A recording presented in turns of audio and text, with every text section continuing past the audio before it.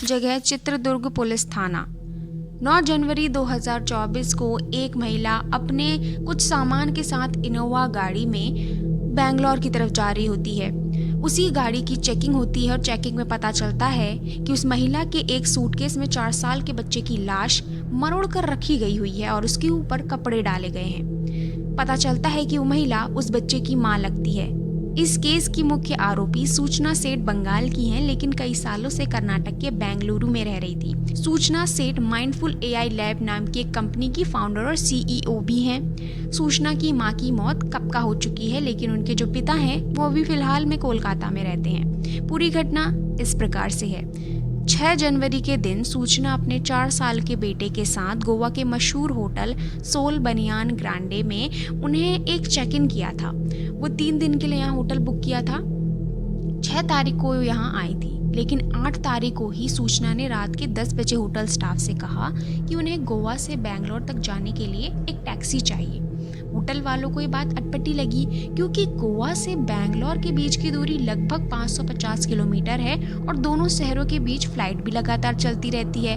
Hotel वालों ने सूचना को सलाह दी कि फ्लाइट से जाना ज़्यादा आसान रहेगा और सस्ता भी, लेकिन सूचना ने होटल स्टाफ को साफ साफ मना कर दिया और टैक्सी के लिए जिद की। रात के 1 बजे जैसे तैसे ट्रैवल एजेंट से टैक्सी का इंतजाम हुआ। सूचना अपने होटल रूम से चेकआउट करने आई, लेकिन इस बार वो अकेली थी, उनके साथ उनका बेटा नहीं था।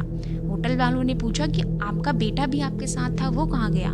तो सूचना ने कहा कि वो तो बच्चे के साथ आई ही नहीं थी, वो तो अकेली ही आई थी। इसके बाद वो अपना बैग लेकर टैक्सी में बैठ गई, लेकिन जाते वक्त सूचना के साथ एक बैग एक्स्ट्रा था, लेकिन उसका वजन काफी ज्यादा था। टैक्सी ड्राइवर को ये कुछ अटपटा लगा। सूचना के जाने के बाद सुबह होटल का स्टाफ उस 404 नंबर के कमरे की सफाई करने गया जहां पर सूचना रुकी थी, क्योंकि उस कमरे में अब दूसरे मेहमानों को ठहरना था। कमरे में इस सफाई करने गए स्टाफ को कुछ खून के धब्बे नजर आए और ये बात होटल के मैनेजर तक पहुंच गई। होटल के मैनेजर ने सूचना को फ़ोन किया सबसे पहले, पर सूचना ने उनका फ़ोन उठाया ही नहीं। तब जाकर कलंगुट पुलिस थाना को कांटेक्ट किया गया और पुलिस होटल पहुंचती है। सीसीटीवी की रिकॉर्डिंग चेक की गई, तब कंफर्म हुआ कि सूचना अपने बच्चे के साथ ही यहाँ आई थी, लेकिन बच्चे के बिना गई है। इसके बाद पुलिस वालों का शक उस पर और ज़्यादा बढ़ गया। इसके बाद पुलिस ने ट्रैवल एजेंट के द्वारा टैक्सी के ड्राइवर का पता लगाया। ड्राइवर का पता लगते ही सूचना से बात की गई और पुलिस ने बच्चे के बारे में सूचना से पूछा। इस पर सूचना ने कहा कि सूचना का जो बेटा है गोवा में उनके एक दोस्त के घर पे है और उन्हें कुछ काम है, तो वो अभी कुछ दिनों के लिए वहाँ से जा रही हैं और कुछ दिनों में वो वहाँ आ जाएगा। पुलिस के कहने पर सूचना सेठ ने एक पता भी दिया। वो पता पाते ही पुलिस ने अपनी टीम को तुरंत उस पते पे भेजा और पता करने के लिए कहा कि वो बच्चा वहाँ है कि नहीं। पुलिस की जांच में ये पता झूठा निकला। फिर पुलिस ने एक बार फिर से ड्राइवर को फ़ोन लगाया और ड्राइवर से हिंदी या अंग्रेजी में बात करने की बजाय गोवा कोंकणी भाषा में बात की और कहा गाड़ी में बैठी महिला को शक नहीं होना चाहिए और उसे बताते हैं कि हमें शक है कि उसने जो बताया हुआ पता है वो गलत है और हमें शक है कि उसी ने अपने बेटे को गायब किया है। ऐसा करो, गाड़ी को किसी पास के ही पुलिस स्टेशन में लगा दो। जब पुलिस का फ़ोन आया था तो वो गाड़ी बेंगलोर के ट्रैफिक जाम में फंसी हुई थी 4 घंटे से। 9 तारीख को गाड़ी इस समय तक कर्नाटक के चित्रदुर्ग जिले में पहुंच चुकी थी। तभी ड्राइवर को आईमंगला पुलिस स्टेशन दिखा और ड्राइवर ने पुलिस थाने में गाड़ी घुसा दी। पुलिस ने गाड़ी को घेर कर तलाशी ली। सूचना के बैग से उसके 4 साल के बेटे की लाश बरामद हुई। पुलिस द्वारा इस केस की जांच चल रही है। गोवा पुलिस ने इस केस पे क्या कुछ बताया, आप भी सुनिए। उससे एक कॉग्निजेबल ऑफेंस बनता है, तो इमीडिएटली कलंगुट पुलिस स्टेशन ने होटल के सुपरवाइजर के कंप्लेंट में मर्डर का एफआईआर रजिस्टर किया 302। पुलिस ने सूचना सेठ को 7 दिन की पुलिस रिमांड पे लिया है। गोवा पुलिस की टीम वहां पे पहुंची और उसको वहां से पकड़ लिया गया है। चलिए जानते हैं सूचना की मर्डर से पहले की कहानी। सूचना ने साल 2010 में वेंकट रमन नाम के शख्स से लव मैरिज की थी। सूचना बंगाल की है और वेंकट रमन केरल के थे और वो भी एक डाटा साइंटिस्ट हैं और अच्छी जॉब पर हैं। 2019 में सूचना ने अपने पहले बेटे को जन्म दिया, यानी शादी के 9 साल बाद उनको एक बेटा मिला और बच्चे के बाद इनके बीच सब कुछ बिगड़ने लगा।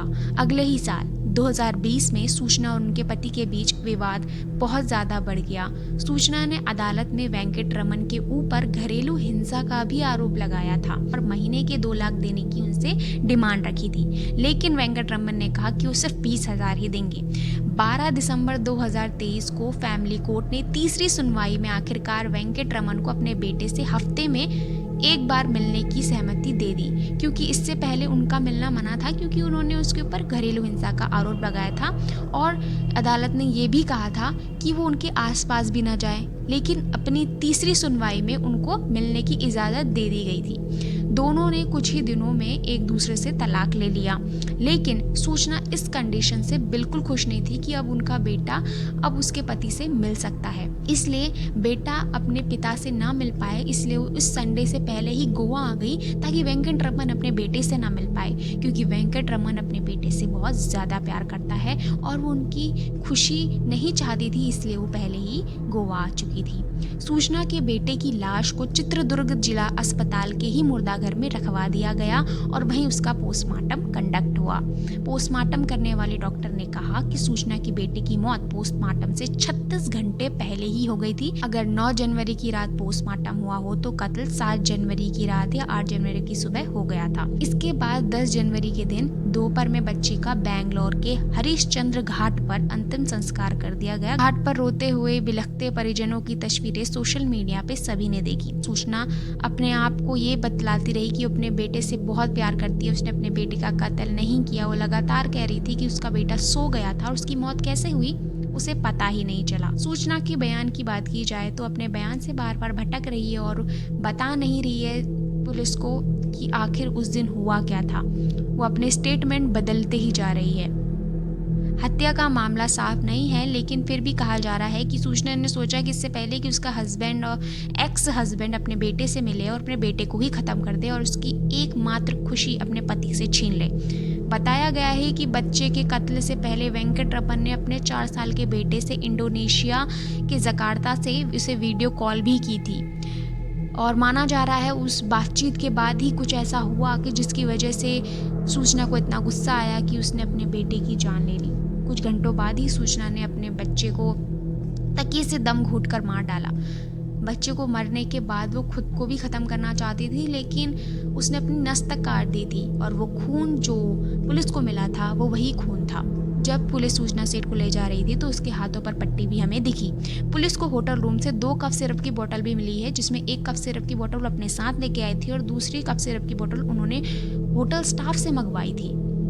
कहा जा रहा है कि यही पिला के उसको नशा हुआ बच्चे को और वो सोया हुआ ही था जब उसने अपने बेटे को उठाया, लेकिन वो उठ नहीं रहा था क्योंकि जो कफ सिरप होता है उसमें काफ़ी मात्रा में नशा होता है, जिसकी वजह से वो सोया ही था। इसके बाद सोती हुई स्थिति में ही सूचना सेठ ने अपने बेटे को मार दिया, उसके मुंह पर तकिया रखा और उसकी जान ले ली। टैक्सी ड्राइवर ने यह भी बताया कि सूचना पूरी यात्रा के दौरान बिल्कुल भी डरी हुई नहीं थी, वो किसी से बात नहीं कर रही थी, वो बस शांत बैठी हुई थी। यहाँ तक कि लाश मिलने पे भी उसके चेहरे पे कोई भाव नहीं थे। ध्यान देने वाली कुछ बातें हैं। साइकोलॉजी की पहलुओं की बात करें तो जब एक माँ को अपने बच्चे को सब कुछ प्रोवाइड करने के लिए जिम्मेदार महसूस कराया जाता है तो ये माँ नहीं कर पाती और दबाव में आ जाती है, इमोशनल बोझ के शिकार बन जाती है और ऐसा करते उसे एक फेलियर महसूस होता है। और यहाँ पे ये भी बताया जा रहा था कि सूचना जो है वो कुछ बिजनेस में उसे दिक्कतें भी आ रही थी और उसको इसकी भी प्रॉब्लम थी। आजकल जो लोग होते हैं, अब जो पेरेंट्स होते हैं, वो नए जोड़े को सलाह देने लगते हैं कि अब तुम्हें बच्चा कर लेना चाहिए और अधिकतर क्या होता है परिवारों में बच्चा उनकी मर्ज़ी से नहीं बल्कि बड़े बूढ़ों के दबाव के कारण उन्हें बच्चा किया जाता है और वो इसके लिए तैयार नहीं होते। तो ज़रूरी है कि बच्चा तभी किया जाए जब उनकी मर्ज़ी हो, क्योंकि बच्चा करने के बाद उसका ख्याल रखना भी माँ बाप के ऊपर ही होता है और ख़ासकर माँ के ऊपर होता है। ऑफ कोर्स इनके टाइम में इनको 9 साल बाद एक औलाद मिली थी, लेकिन ये उसका भी ख्याल नहीं रख पाए। हैरानी की बात है। तो ये था सूचना सेठ का पूरा मामला। अभी भी इस पे कार्यवाही चल रही है, अभी तक वो अपने बयान बदलने में ही है। इसकी आने वाली अपडेट आपको अगली वीडियो में मिलेगी।